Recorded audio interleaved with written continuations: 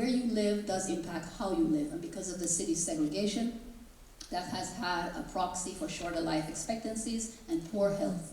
And so in Chicago in 2012, something interesting was happening. Chicago at that time showed a 14-year difference in life expectancy between black and white life, right? And then mysteriously in 2019, when I looked at the data again, we had jumped from a 14-year gap to a 30-year gap, okay? So something is happening to us. When you look at the leading cause of death, we are the only group as a race that has homicide, HIV, and septicemia, right? Septicemia is a blood poisoning. Black mothers keep dying, and all across the country, New York Times, NPR, everybody's running stories, right? Black women are 3 times more likely to die giving birth in the city of Chicago, and black babies are twice as likely to die before their first birthday.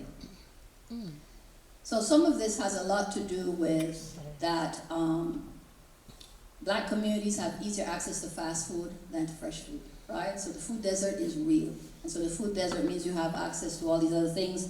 The distance from your grocery store does have a option. We're the only country where you look, you see, I shouldn't say the only country. When you think of poor people, you think of skinny people.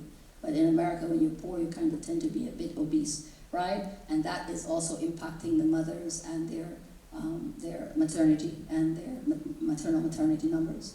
So obesity, we have about 48.4% of our black adults are obese, and about 19.5% of our black children are obese. And when you look at diabetes, we are the 14.7% of our population in Chicago. Diabetes has been on the rise, but it's hit us very bad.